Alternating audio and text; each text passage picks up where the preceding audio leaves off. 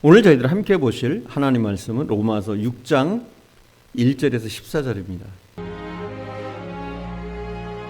그런즉 우리가 무슨 말을 하리요? 은혜를 더하게 하려고 죄에 거하겠느냐? 그럴 수 없느니라. 죄에 대하여 죽은 우리가 어찌 그 가운데 더 살리요? 무릇 그리스도 예수와 합하여 세례를 받은 우리는 그의 죽으심과 합하여 세례를 받은 줄을 알지 못하느냐? 그러므로 우리가 그의 죽으심과 합하여 세례를 받음으로 그와 함께 장사되었나니 이는 아버지의 영광으로 말미암아 그리스도를 죽은 자 가운데서 살리심과 같이 우리로 또한 새 생명 가운데서 행하게 하려 함이라. 만일 우리가 그의 죽으심과 같은 모양으로 연합한 자가 되었으면 또한 그의 부활과 같은 모양으로 연합한 자도 되리라.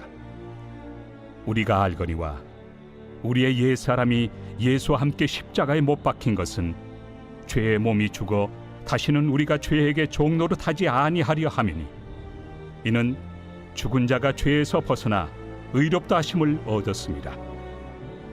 만일 우리가 그리스도와 함께 죽었으면 또한 그와 함께 살 줄을 믿노니 이는 그리스도께서 죽은 자 가운데서 살아나셨음에 다시 죽지 아니하시고 사망이 다시 그를 주장하지 못할 줄을 알미로라. 그가 죽으심은 죄에 대하여 단번에 죽으시며 그가 살아계심은 하나님께 대하여 살아계심이니 이와 같이 너희도 너희 자신을 죄에 대하여는 죽은 자요 그리스도 예수 안에서 하나님께 대하여는 살아있는 자로 여길지어다. 그러므로 너희는 죄가 너희 죽을 몸을 지배하지 못하게 하여 몸의 사욕에 순종하지 말고 또한 너희 지체를 불의의 무기로 죄에게 내주지 말고 오직 너희 자신을 죽은 자 가운데서 다시 살아난 자같이 하나님께 드리며 너희 지체를 의의 무기로 하나님께 드리라. 죄가 너희를 주장하지 못하리니 이는 너희가 법 아래 있지 아니하고 은혜 아래 있습니다. 사랑하는 여러분, 왜 그리스도인들의 이 신앙이 성장하지 못합니까? 왜 우리가 죄를 이기지 못합니까? 그것은 우리의 새로운 신분에 대한 정체의식이 결여되어 있기 때문입니다. 이제 우리 한국이 국제화를 이루어가고 있습니다. 선진국입니다. 다른 나라가 우러러 보는 나라가 되었습니다. 한국인도 이제 달라졌고 국제적인 시민이 되었고 그렇게 우리는 말할 수 있습니다. 그렇게 믿으면 그런 행동이 나옵니다. 그런데 이런 분들이 있죠. 한국 사람이 뭘 별 수 있어? 이런 생각을 하면 역시 그런 행동이 나올 수밖에 없습니다. 내 안에 일어난 자신의 새로운 신분에 대한 자각, 하나님이 옛사람을 죽게 하셨고 새 생명을 주셨고 새 사람이 되셨다는 사실을 확실히 한다면 어떻게 변하지 않겠습니까? 여러분이 예수를 믿을 때 정말 옛사람이 죽고 새 사람으로 거듭나고 부활되었다는 사실을 여러분 믿으십니까? 안다는 사실이 믿는다는 사실보다 더 강력한 것을 아십니까? 때로는 그렇습니다. 우리가 안다, 확실히 안다. 이것이 믿는다는 사실보다도 더 강력할 수가 있다는 겁니다. 저 유명한 성 어거스틴이 회심한 후에 탕자의 자리에 돌아와서 새 사람이 되었습니다. 새 사람이 된 후에 길을 가다가 옛날에 함께 어울리던 거리의 여인을 만났습니다. 어거스틴이 못 본 척하고 지나가려고 하자 그 여인이 쫓아오면서 저예요. 저 몰라요? 이렇게 물었습니다. 그러자 어거스틴이 대답하기를 너는 너지만 나는 내가 아니야. 이렇게 대답했습니다. 한국에도 그런 사건이 있습니다. 유명한 김익두 목사님이 회개하고 구원받은 후에 제일 먼저 한 일이 무엇이냐면 자기 장인에게 김익두 사망이라고 부고를 보냈다고 합니다. 얼마나 장인의 속을 썩였으면 제일 먼저 장인에게 김익두 죽었다고 보냈을까요? 그리스도인의 새로운 승리의 삶의 출발점에서 가장 중요한 사실은 내가 그리스도 예수를 믿음으로 그리스도께서 죽을 때 나의 옛사람은 죽고 나는 새 사람이 되었다는 사실입니다. 여러분 이것을 믿으시기 바랍니다. 우리는 이제 새 사람이 되었습니다. 예전과 다른 납니다. 성령 안에서 거듭난 우리들인 줄 믿습니다.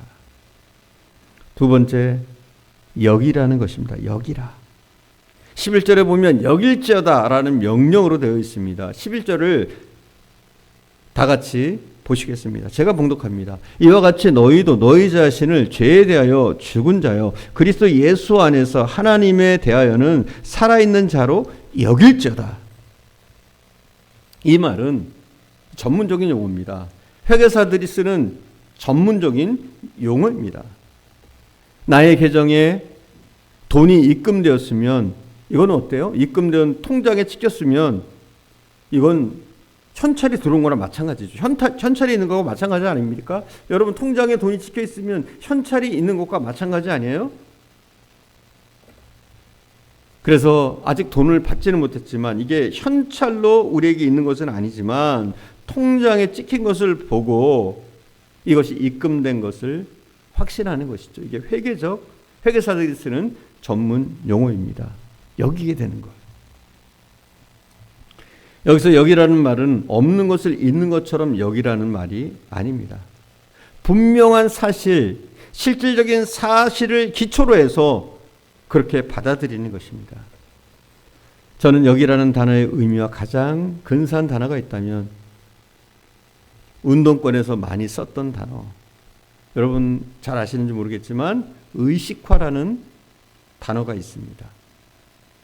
의식화.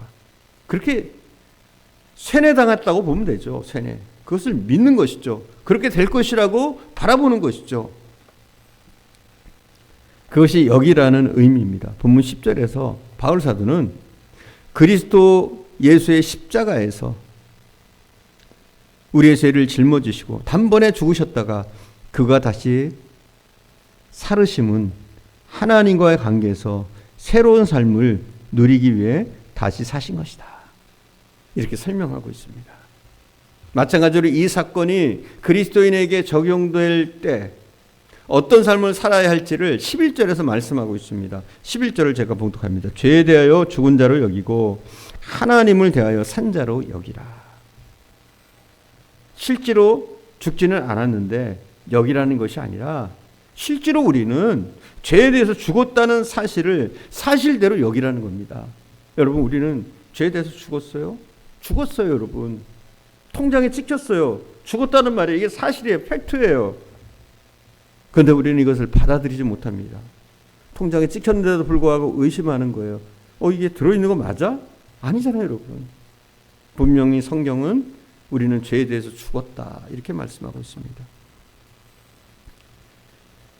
그러니까 우리가 죄 지을 일이 생길 때 막 성질이 나려고 할 때 나는 죽었는데 이렇게 끊임없이 자기 자신을 끊임없이 의식화해야 돼요. 나는 죽었어. 나는 죄에 대해서 죽었어. 이렇게 끊임없이 자신을 죽은 자리에 내어놓아야 합니다. 하나님의 영광을 위하여, 주님의 기쁘심을 위하여, 하나님과의 관계에서의 삶에 대해서는 신나고 감격하고 흥분하고 이 새로운 하나님과의 관계를 위해서 나를 다시 살려주신 주님만을 향하여 산자로 여기는 겁니다. 이것은 십자가에서 일어난 사건에 대한 인식, 알라라는 사건을 기초로 해서 끊임없이 그렇게 여겨야 할 의식화의 과정입니다. 어느 날 임금이 암행 순찰을 나갔다가 다리 밑에서 거지 소년 하나를 보았는데 어쩐지 마음에 들었습니다. 그래서 그 거지 소년을 데리고 궁궐에 와서 만조백관 앞에서 오늘부터 이 소년은 내 아들이야. 그리고 아들로 삼겠다고 선포했습니다. 그러니 이제 이 거지는 분명 왕자가 되었습니다. 그 순간 그 거지는 이미 죽었고 왕자로 새롭게 태어난 것입니다. 그런데 저녁에 잠자리 들 시간이 됐는데 이 거지 왕자가 막 대궐 밖으로 나갑니다. 그래서 신하들이 쫓아가서 어디 가냐고 물었습니다. 그러자 나는 본래 거지라서 다리 밑에서 자야지 더 편해. 이렇게 대답했다고 합니다. 그랬더니 신하들이 아닙니다.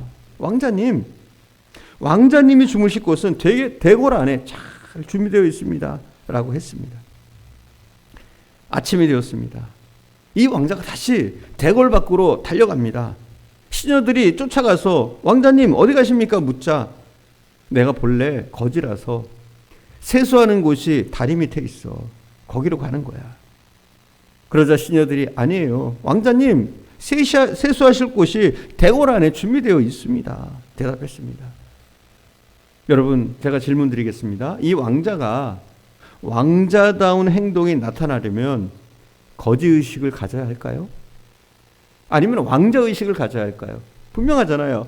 왕자의식을 가져야 됩니다. 나는 더 이상 거지가 아니라 거지는 죽었고 새롭게 왕자가 되었다.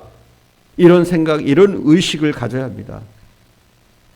당분간은 거지 같은 행동이 계속 될지 모릅니다. 왜냐하면 워낙 오랫동안 거지로 살아왔기 때문입니다. 마찬가지입니다. 우리가 크리스찬이 되어서 하나님 앞에 의롭다 하심을 받았음에도 불구하고 죄인 같은 삶은 어쩌면 계속될지 모릅니다. 그래도 계속 확인해야 될 중요한 사실이 있습니다. 주께서 나를 용서하시고 의롭게 하셨다. 의롭게 하셨다. 그렇다면 이제는 나는 죄에 대해서 죽었고 하나님의 자녀라는 사실을 계속적으로 되뇌이고 의식화해서 정말 하나님의 자녀답게 이제는 살아야 될 줄 믿습니다. 기도하겠습니다. 사랑하는 주님, 우리가 분명 예수 그리스도의 은혜로 말미암아 죄에 대해서 죽었음을 믿습니다. 우리가 이 확신을 갖게 하옵소서. 이제는 더 이상 우리가 죄의 지배를 받는 삶이 아니라 죄로부터 해방되었을 뿐만 아니라 우리가 죄에 대해서는 죽고 하나님에 대해서는 산자가 되었음을 믿게 하시기를 원합니다. 더 이상 죄의 노예가 아니라 하나님의 자녀됨을 선포하게 하시고 그것을 믿고 우리의 가슴 속에 간직하게 하시며 매일매일 되뇌어서 우리가 더 이상 예전의 모습으로 예전의 죄인된 모습으로 돌아가지 않도록 은혜를 내려주옵소서. 오늘도 함께 하신 주님께 감사드리며 우리 구주 예수님의 이름으로 기도드립니다. 아멘.